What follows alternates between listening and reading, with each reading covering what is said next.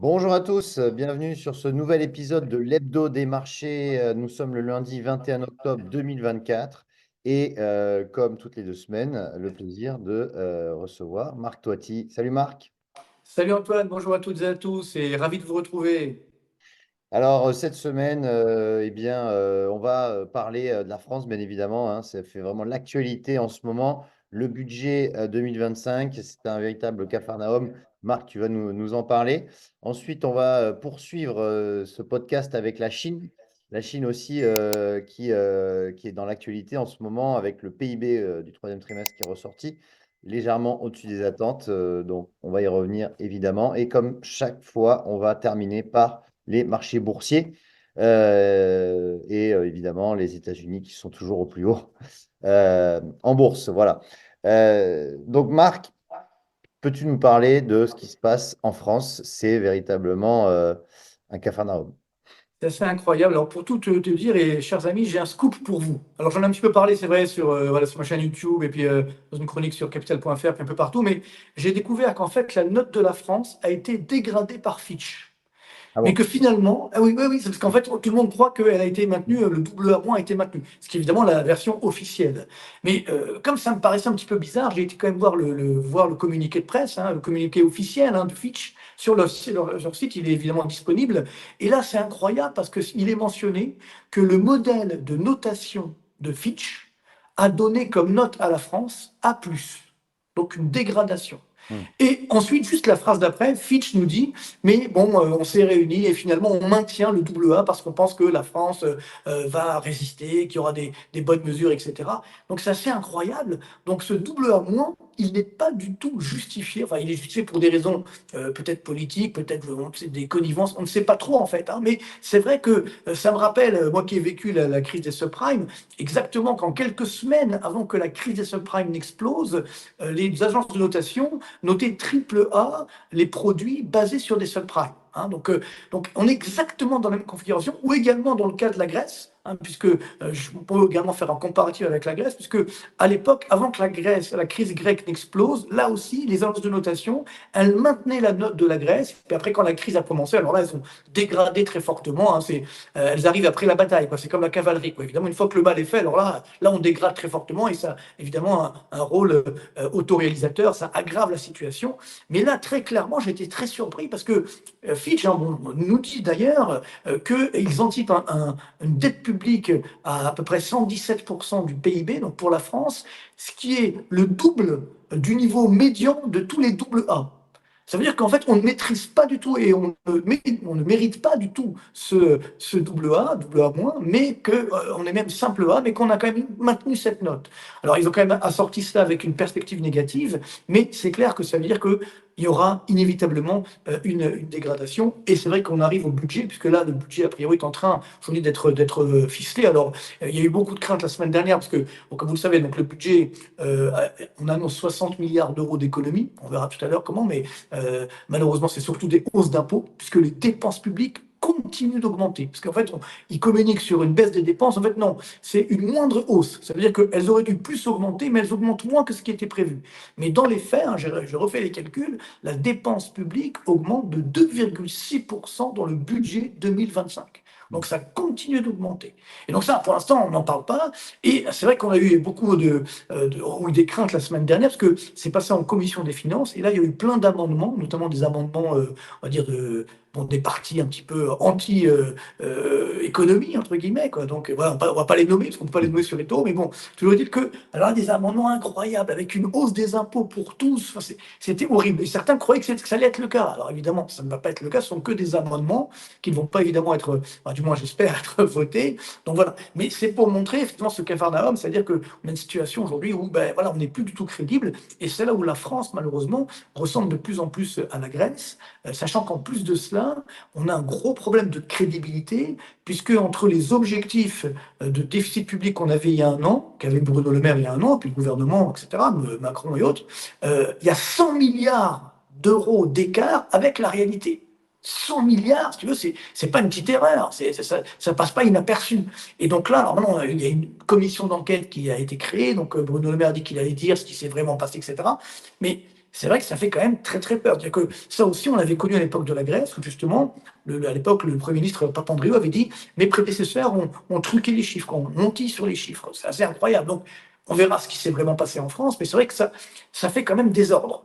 Donc, ce qui veut dire que là aussi, on aura bientôt Moody's qui va se réunir, et puis également Standard & Poor's au mois de novembre, pour peut-être dégrader la note de la France. En tout cas, on ne mérite plus notre double A, on est simplement simple A, et ça c'est très dangereux parce que tant qu'on a le double A, on est effectivement dans la catégorie premium, entre guillemets, des dettes publiques, et donc beaucoup de caisses de retraite, de fonds d'investissement, ils achètent ce double A. À partir du moment où on tombe simple A, alors là on change de catégorie, c'est toujours une note correcte, mais ce n'est plus la version upgrade, c'est-à-dire le premium, entre guillemets, et donc à partir de là, il y a beaucoup de fonds d'investissement qui n'achèteront pas la dette publique française. Non pas qu'ils n'aiment pas la France, mais simplement qu'ils ne peuvent plus parce qu'on n'est plus que simple A.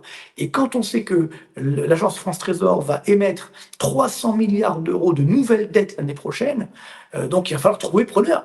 Mm. Et si effectivement on n'a plus ce double A, ça va poser problème, et d'où effectivement l'augmentation des taux d'intérêt. Là, on se maintient à 3% sur le taux d'intérêt à 10 ans, hein, donc ça ne baisse pas très fortement, ça va baisser un petit peu, ça remonte, bref, autour des 3%, va-t-on dire. Donc ça, c'est la différence avec la Grèce, parce qu'à l'époque de la crise grecque, le taux d'intérêt grec était monté à 30%, donc pour l'instant, on n'en est pas là, mais c'est vrai qu'au début de la crise grecque aussi, hein, les taux grecs étaient autour des 4-5%, et puis après, c'est monté en flèche. C'est ça un petit peu le problème des marchés, hein, c'est que ça va très vite. C'est-à-dire qu'à partir du moment où la confiance est cassée, ça peut aller extrêmement vite. Donc c'est vrai qu'on me dit non, mais attendez, la France, c'est pas la Grèce, il y a des actifs, etc. C'est vrai qu'il y a des actifs, mais quand on regarde le compte de patrimoine de l'INSEE, si je prends toute la dette publique, c'est-à-dire avec le hors bilan, ça veut dire notamment les paiements des retraites des fonctionnaires, je suis à 6 500 milliards d'euros de dette publique totale. Donc, ce n'est pas les 3 200, c'est 6 500. Si je regarde tout l'actif de la puissance publique française, je suis à 4 500 milliards. Donc 6 500 moins 4 500, ça veut dire qu'il manque 2 000 milliards. L'actif net de la puissance publique française est négatif. Donc ça veut dire que ça, c'est évidemment extrêmement dangereux.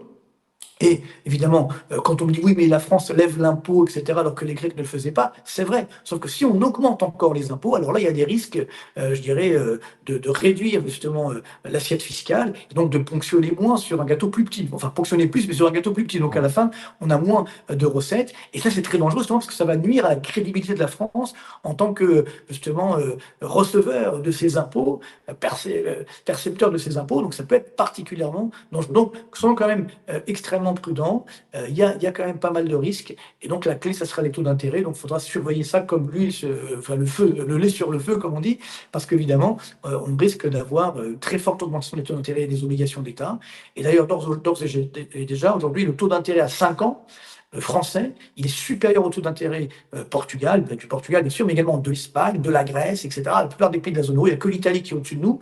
Et donc, ça veut dire que, attention, à 5 ans, les investisseurs pensent que la Grèce est plus crédible que la France pour réduire son déficit public. Donc, c'est dire où on en est aujourd'hui. Donc, quand même, grande prudence. Et je pense que, on parle tout à l'heure des marchés boursiers, mais ça peut être la grosse inquiétude, va-t-on dire, le gros déclic d'une correction des marchés boursiers. Oui, effectivement, hein, c'est vrai que c'est rarement arrivé que les taux grecs soient au-dessus des taux français. Pour l'instant, L'inverse, les taux français sont au-dessus des taux grecs. oui, oui, oui, oui, pardon, que les taux français soient au-dessus des taux grecs, mais sur 5 ans, après sur 10 ans, on verra si ça se maintient comme ça d'ailleurs, hein. Les taux français peuvent repasser au-dessus des taux grecs sur 10 ans. Maintenant, on va parler de la Chine, hein, la Chine qui fait aussi l'actualité, hein, puisqu'on a eu alors, après le plan massif, hein, du gouvernement chinois, on a eu les chiffres, hein, qui sont tombés, donc un PIB finalement qui est sorti très légèrement au-dessus des attentes, mais sous les chiffres du deuxième trimestre, donc il ressort à 4,6% pour le troisième trimestre.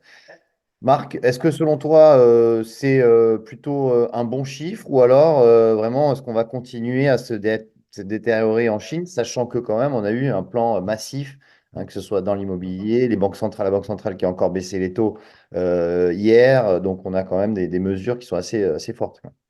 Alors déjà, n'oublions pas que les chiffres chinois, il faut les prendre avec des pincettes, hein, parce que Mm. déjà, le PIB français, on n'est pas sûr qu'il est bien calculé, mais le PIB chinois, regarde, c'est sur le troisième trimestre, ça fait à peine 15 jours que le troisième trimestre est terminé, donc pour Oui, avoir l'ensemble c'est sur pas faux. 1,4 milliard d'habitants, on a les chiffres à la virgule près. Bon, mais admettons, on Mm. va les croire quand même, on va pas exagérer, mais c'est vrai que le chiffre, hein, parce que sur un trimestre, on a eu quand même 0,9% d'augmentation du PIB, alors qu'on s'attendait plutôt à 0,6, 0,7, c'est un petit peu surprenant, parce que tous les indicateurs avancés donnaient justement une faible croissance. Donc bon, Est-ce que le chiffre était un petit peu gonflé? Peu importe, j'ai envie de dire, mais c'est vrai que la Chine quand même ralentit. C'est-à-dire que 4,6% de variation annuelle du PIB en glissement annuel, donc c'est un plus bas depuis 1990. En dehors, bien sûr, des périodes de confinement, etc., hein. Donc, ce qui veut dire qu'on a une situation aujourd'hui où l'économie chinoise souffre quand même, hein. Alors, bien sûr, tu l'as bien dit, il y a un plan de relance qui est là, très bien, mais bon, ça va être 200, 300 milliards par rapport à l'ampleur, je dirais, du ralentissement chinois. L'impact sera limité. Donc moi j'ai toujours dit que la Chine plie mais ne rompt pas, comme on dit. C'est-à-dire que finalement, c'est vrai qu'elle ralentit, elle a besoin de digérer sa croissance très forte, mais notamment sa crise immobilière qui est toujours là, le problème de la démographie qui est toujours là. Donc c'est vrai que la Chine aujourd'hui a quand même beaucoup de difficultés. C'est pas ce petit plan de relance qui va suffire. Alors c'est vrai que certains se disent oui, dans le secteur du luxe, ça va, c'est bon, les Chinois vont consommer. Alors déjà attention, ils vont consommer de plus en plus chinois. Et ça, je pense que on ne se rend pas compte de l'ampleur. Il y a même un secteur du luxe chinois qui est en train de se créer aujourd'hui. Donc même le luxe français, enfin européen, va-t-on dire, bah, quand même, il ne va pas avoir que des bonnes nouvelles pour demain. Et donc c'est vrai que les Chinois aujourd'hui se rendent bien compte que ça va ralentir. Donc ils ont une nouvelle croissance. Ça veut dire qu'avant, ils avaient en moyenne, ils avaient 8% de croissance par an, en moyenne sur une période. Maintenant, ils sont passés à 5%. Même on pourrait avoir cette année seulement 4,7% de croissance chinoise, quand même un niveau extrêmement faible pour la Chine. Ça ne permet pas justement d'améliorer le pouvoir d'achat des Chinois. Et ça, c'est évidemment très dangereux, parce que si le pouvoir d'achat des Chinois ne s'améliore pas, je le dis souvent, mais aujourd'hui, il y a 700 millions de Chinois qui vivent correctement, c'est-à-dire qui vivent un petit peu comme des Européens, va-t-on dire. 700 millions, c'est beaucoup, sauf qu'il y a encore 700 millions qui attendent, hein, qui vivent presque au Moyen-Âge, entre guillemets. Donc ces personnes-là, la force de la Chine, c'est que d'année en année, bah, ils montaient dans le train. C'est-à-dire qu'il y a 20 ans, il y avait 100 millions de Chinois qui vivaient correctement. Donc là, on est passé de 100 millions à 700 millions, et encore 700 millions qui attendent. Mais avec 4,5% de croissance, même 5%, ça ne suffit pas justement pour faire monter ces personnes pauvres dans justement la classe moyenne. Et c'est ça qui peut poser problème pour la Chine et pour casser évidemment la stabilité sociale et sociétale de la Chine, hein. Donc c'est là où il y a un vrai danger quand même. Et donc il ne faut pas aller trop vite. Maintenant, c'est que les Chinois ont ce que j'appelle des airbags, ça veut dire ils peuvent soutenir leur croissance. Voilà, on a vu en plan de relance tout à l'heure, on en a parlé. Il y a également le yuan, ils peuvent déprécier le yuan pour soutenir les exportations.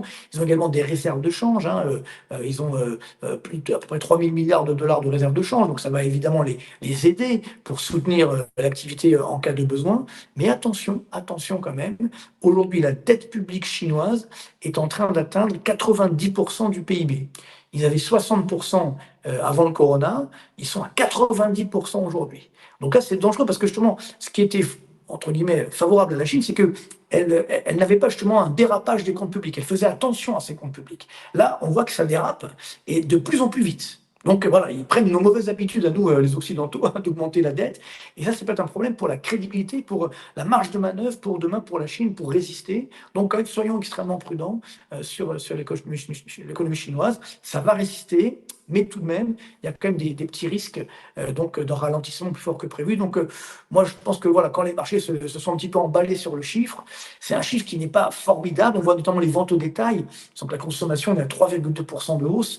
C'est bien, mais ce n'est pas non plus des chiffres formidables. Donc attention, la Chine va ralentir. Donc il faut qu'elle va s'habituer à une croissance voilà, entre 4,5 et 5%. Elle aura du mal à faire beaucoup plus. Et ça, je pense que beaucoup d'investisseurs ne l'ont pas intégré. Ils pensent que parce qu'il y a eu un petit plan de relance et qu'il y a eu un bon chiffre de croissance au troisième trimestre, ça y est, tout va bien.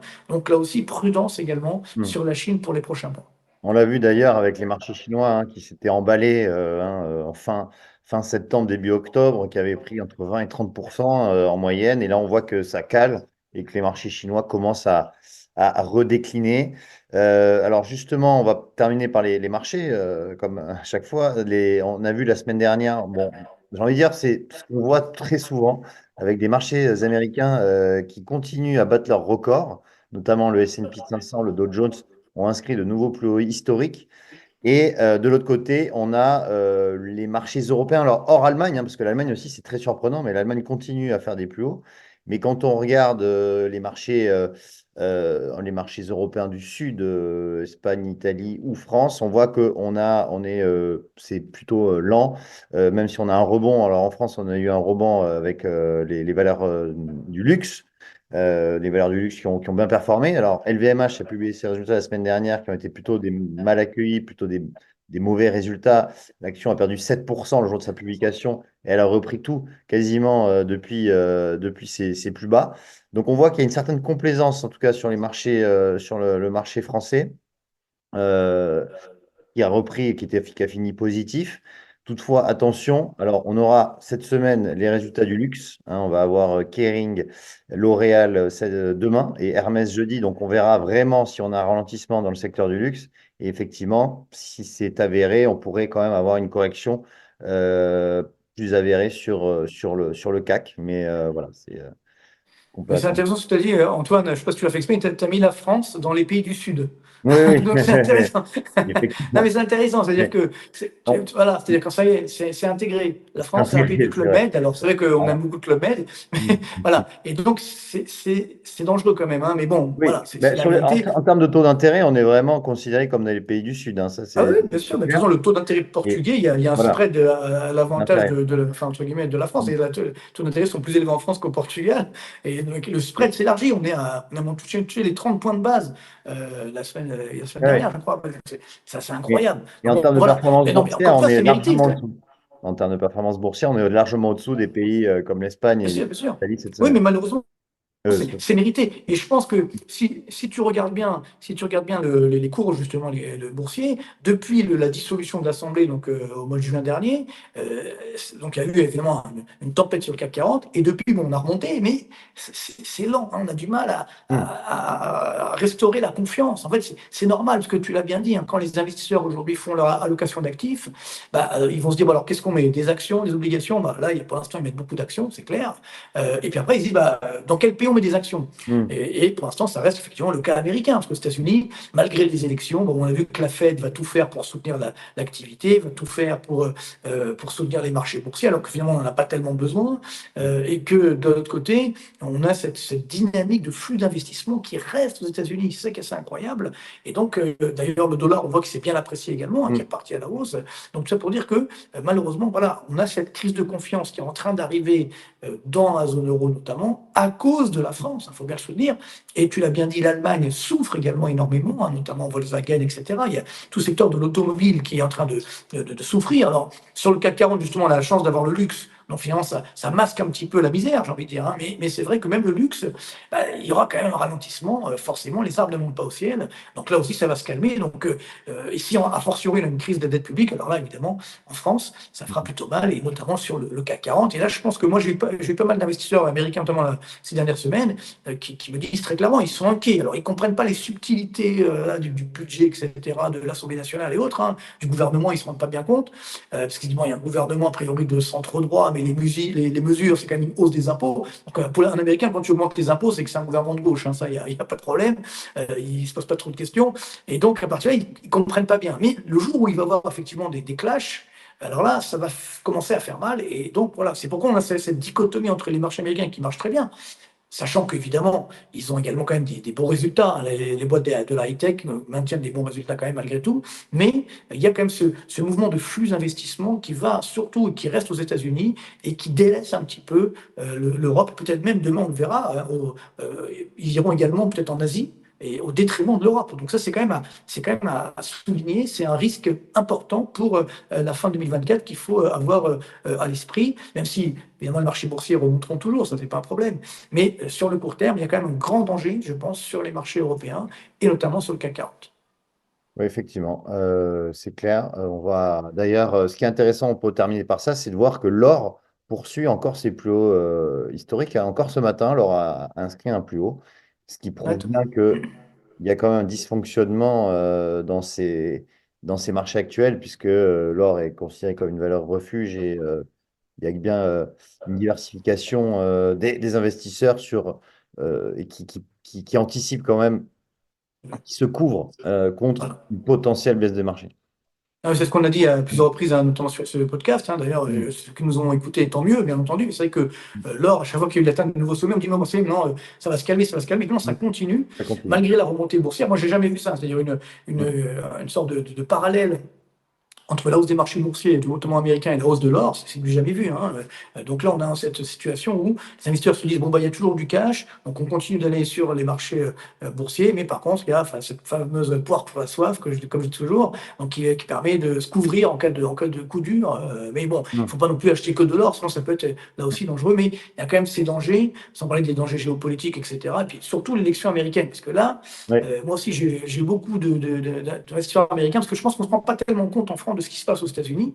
Moi, j'ai été surpris par les remarques, justement, des Américains, qui me disent, attends, il y a un risque de guerre civile aux États-Unis. Alors, Mm. on a du mal à le comprendre, hein, mais bon, on verra bien ce qui va se passer après les élections. Mais c'est sûr qu'en fait, il y a une tension très forte dans cette élection. Mm. Donc, on verra l'issue. C'est sûr qu'aux États-Unis, economy first, hein, j'ai envie de dire. Donc d'abord, on s'occupera de l'économie, mais toujours est-il qu'il peut y avoir des tensions sociales et sociétales qu'on ne voit pas maintenant, et ça pourrait également faire un petit peu décaler les marchés, les boursiers. Donc voilà, c'est demain, hein, c'est 5 novembre les élections, donc ça arrive très vite. Et donc voilà, ça sera là, je pense que la volatilité va être très très forte avant et après les élections. On verra le résultat, bien On verra entendu. bien, ouais. Voilà, Mm. en espérant qu'il bien sûr il n'y aura pas de guerre civile, sinon alors là, on sera très mal. Mm. Gardons Merci. l'espoir. On a espoir, on a espoir. De toute façon, c'est donc oui, on se reverra d'ailleurs juste après les résultats de l'élection américaine, normalement, hein, puisque c'est le 4 novembre. Et donc, ouais, ouais, d'accord, on pourra en débriefer à ce moment-là. Merci Marc pour ton Avec plaisir, éclairage avec plaisir. et Bonne merci continuation. à tous de nous avoir Travaillez bien suivis, tous et bon, gardez le moral malgré tout, hein. malgré tout. À très bientôt, au revoir. À bientôt, bye.